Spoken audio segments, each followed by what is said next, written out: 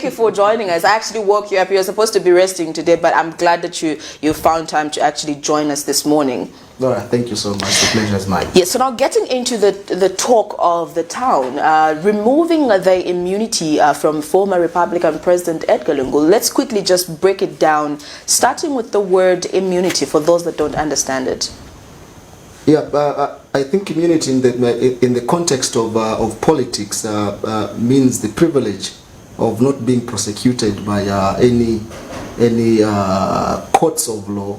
Yeah, basically that's it, because presidents and other diplomats have the immunity not to be prosecuted for any civil or criminal offenses that they commit. Mm-hmm. So they are more like protected, and I think that was done with the view to protect them so that they can execute their duties well.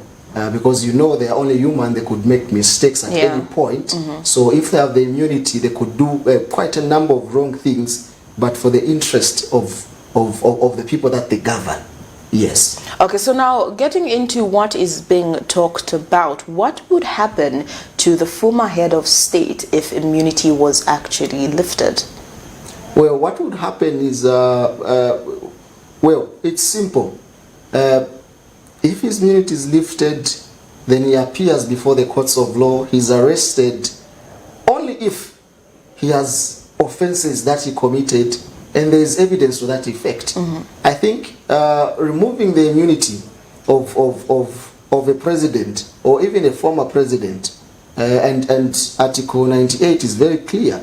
There must be overwhelming evidence. There must be a prima facie case to lift his immunity.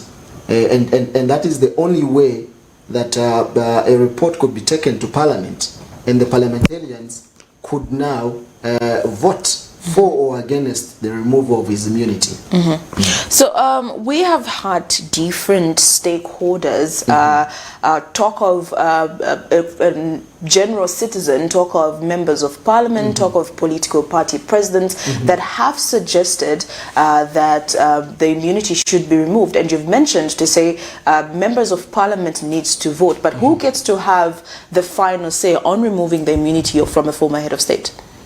Well, of course, it's the people of Zambia who have the final say, but through their representatives. Okay? Because remember, the people of Zambia have representation out of 156 members of parliament. So whatever is decided by the parliamentarians is perceived largely to have been the views of the people of Zambia. So in a nutshell, it's the people of Zambia that have a final say. I'll give you one classic example. In the recent past, the people of Zambia were fighting against Biute. Okay, we saw the previous regime trying to push through Biute, even when the people of Zambia were saying no. No. Okay, the Chapter 1 Foundation, Law Association of Zambia took the matter to court, and the courts of law said no, it does not interfere with the operations of parliament, and the people of Zambia were left with no choice whatsoever but for parliament itself. And through parliament they voted against Bill 10, and the citizens were in jubilation because the reflection, the decision of parliamentarians was the overall decision of the people of Zambia. So it is through that vehicle that we, the citizens of this republic, we voice out. Of course, often at times, there are laws, there are legislations which are made by our representatives, which we, the ordinary citizens, don't agree with. But what is the effect of that? We take them there. The decisions they make, either correct or erroneous, are our own decisions because they are our representatives. So that is the case. The people of Zambia have a final say. So now, you being a lawyer, okay, that's if you're allowed to comment on this. Do you think it would be right to actually remove immunity from a former head of state? Well, it is not just a matter of thought. What should happen? Well, let's face it. The people of Zambia, most of them, I've seen this on social media, are saying we should remove Dr. Edgar Lungu's immunity. Former president, for the atrocities that he committed. That is the discussion that is in public domain. And I'm sure this is becoming a matter of public knowledge.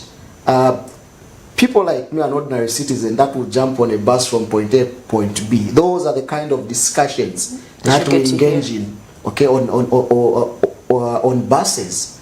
But the biggest question remains, do we have overwhelming evidence that this honorable gentleman committed atrocities? And the question is, which atrocities are we talking about?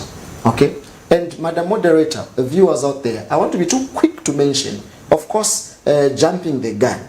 We removed the immunity of the late Titus Chiluba, Lupia Banda, Dr. Kenneth Kaunda, Dr. Kenneth Kaunda, and even the Americans. We saw an attempt being made to remove the immunity of Donald Trump. Yeah. But what happened?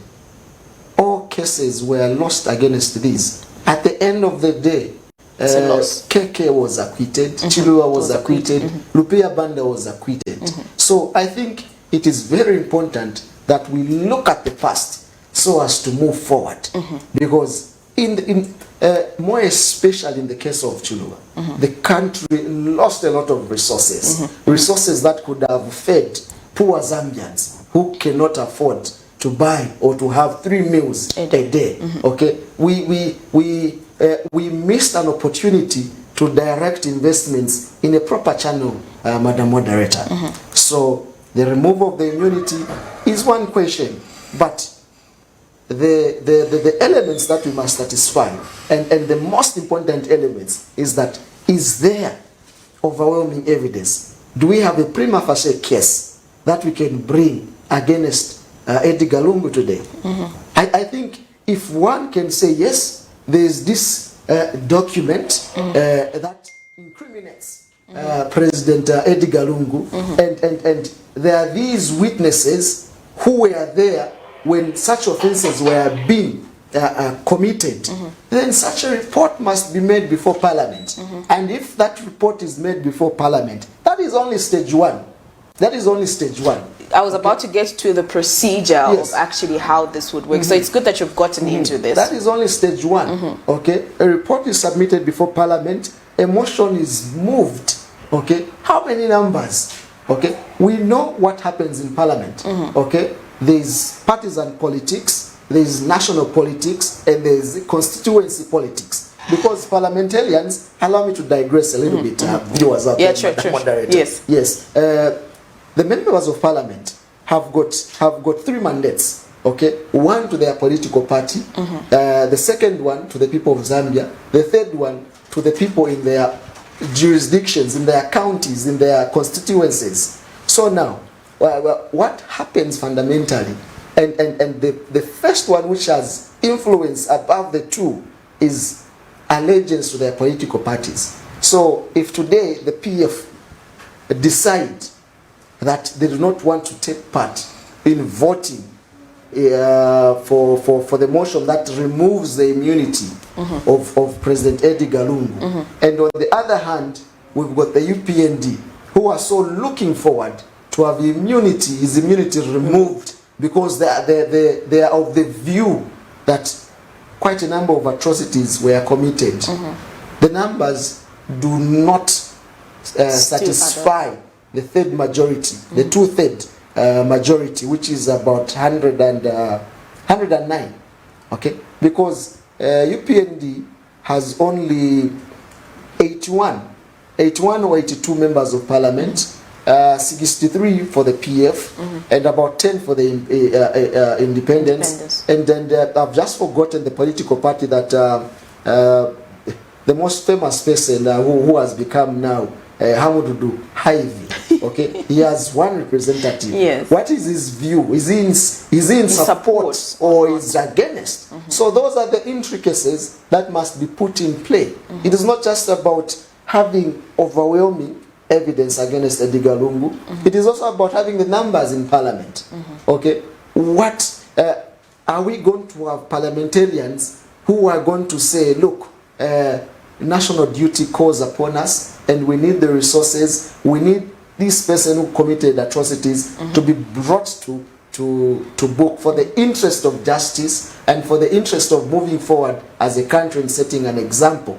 Those are the intricacies that no one would answer at this material time, because even as we have this discussion, we do not even have overwhelming evidence. Madam Moderator, maybe I put it to you. What is it that Edgar Lungu committed that you can point at and you can prove beyond reasonable doubt? Not the standard of proof, but beyond reasonable doubt, Madam Moderator.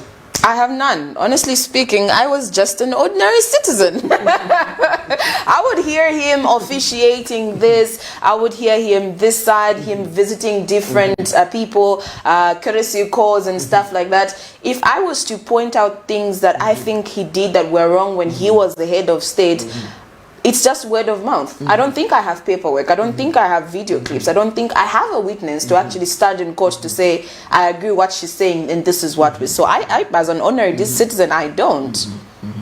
And look, to be honest and to be fair, yes, so many atrocities, yes, were committed during his tenure.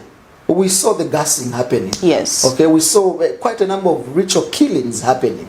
Okay, we saw the honorable gentleman, Saman Sama, may he so rest in peace, yes, being shot in cold blood. We saw Joseph, I think that was Joseph Kaunda. The UPND. Yes, who was also shot at the same event. Okay, all those atrocities, those were extrajudicial killings, and we saw City Market being burned down. Okay, and all we have are allegations against Edgar Lungu. Because why are we saying it's Edgar Lungu? Because he was the sitting president. But are we able to prove beyond reasonable doubt that all those things that were happening were actually sanctioned by himself? Okay, did the gentleman who opened fire against Samansama Joseph and all those that were shot by police officers sanctioned by Edgar Lungu? If the answer is yes, Madam Moderator, then it's high time we must compile a report and submit before Parliament and hope that he's brought before book. But before that, it's a fallacy, Madam Moderator. This is something that could not happen. And what is the economic benefit? Well, I see none. Apart from losing out a lot of resources? Yes, I see none, but for the interest of justice, yes. For the interest of justice, yes. But I'll revert to my words. It's an issue of having a prima facie case, okay, and the numbers in Parliament. Article 96 is clear. A prima facie case must be given. It's good that I have now known how to pronounce a prima facie case. There's another word. Well, it's a Latin word. People have different pronunciations. You being a lawyer, there's another word. Nole what? We have... Others would say nole prosequi, others would say nole prosequi, others say nole prosecu. So what is this about tomato? Yeah, so, so these are foreign words. Yeah. That we all get to learn. And pronunciations vary. What is your pronunciation? Okay, my pronunciation is nole prosequi. Oh, great. That is how I pronounce it. Makes us both. So now getting back to our topic of discussion, what is it that you've mentioned quite a number of things that would happen if the immunity was to be removed. One of them is actually diverting a lot of funds that are supposed to help those people that are in need of the money. What are some of the things that we need to know before considering removing the immunity from the former head of state, Dr. Edgar Chagwa Lungu?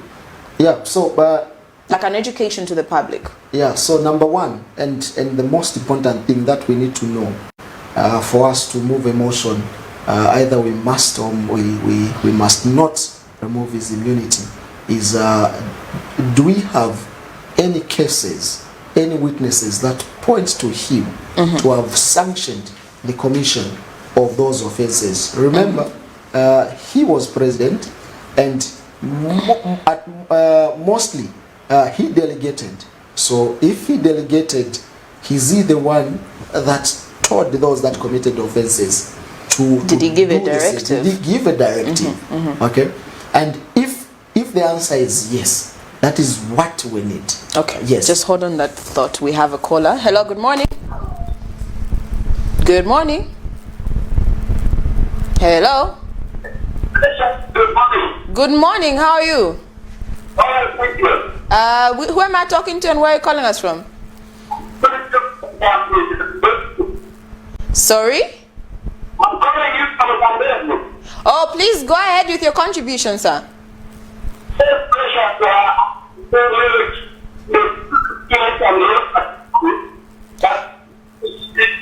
Unfortunately, I can't get you. Please kindly call us back and make sure that you have proper network. 0968675273, 0968675273. Please go ahead. Yes, so those are the fundamentals that we must begin to appreciate. Yes, if we are alleging the gassing, the ritual killings, the corruption that was there in the country, are we able to pinpoint them against Edgar Lungu? And if the answer is yes, then we can hold discussions that we must remove his immunity. But like I said, that is not the end. Okay, that's the first step that we can take. The most important step is Parliament itself. Okay, are the members able to agree, putting their partisan politics aside and say, yes, I think we suffered a lot, this man committed ABCD. If that can only happen, then yes, we may have this discussion. But look, we ought to be factual. We ought to be factual. We saw, and this is why Bill 10 failed, because some section of Parliament voted against it, and some members were absconded, didn't even vote in the first place. So already you can see that this is something that will need a collective agreement by members of Parliament to achieve. Okay, so Mr. Busenga, before we let you go, any closing remarks? Well, I think for me, I would like to appeal to the head of state, President Hakainde Hichilema, not to relent. Like I said, I'm an ordinary citizen who jumps on a bus every day to go for work, to go back for work. And people on buses are very happy with the fact that we don't have Kadaism anymore. Okay, bus drivers are saying, takondwera manje stisi ya matuku acha pa stations. Okay, so you can tell that there's order in the country. Okay, there's some yes, progress. marketeers are also happy. And look, we don't care who belongs to the PF, who belongs to Hamududu, who belongs to any political party. What is fundamental and most salient is that that person is a citizen of this republic, and they ought to be respected. Something that we never saw in the past. And if this can continue, if the President HH makes sure that this can continue, we'll be appeased as people of Zambia. And above all, chiefly, let him work hard.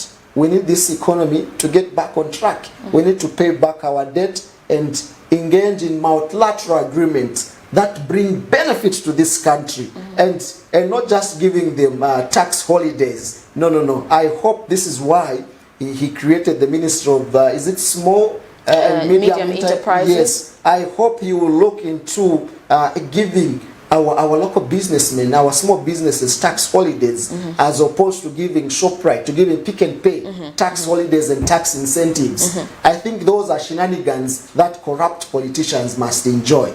And so far I'm happy, and allow me to take this opportunity, Madam Moderator, the viewers out there, that President Hakainde Hichilema has made us proud at the proceedings at the United Nations. I think we are proud of him.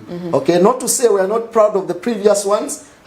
He's just made us proud in this particular moment. Yes, he just made us proud at this moment. I know others will come in and do better. I know the previous ones also did better. Nothing more special about him. But no comparisons? Yes, no comparisons whatsoever. But we are proud. Yes, that is what I wanted to say, Madam Rep. Thank you so much for coming through. Thank you so much, and thank you, viewers out there. Well, there you have it. You're still watching the Rise and Thrive Breakfast Show. We'll quickly get to the other side. We'll be back after this. Are you a small to medium enterprise?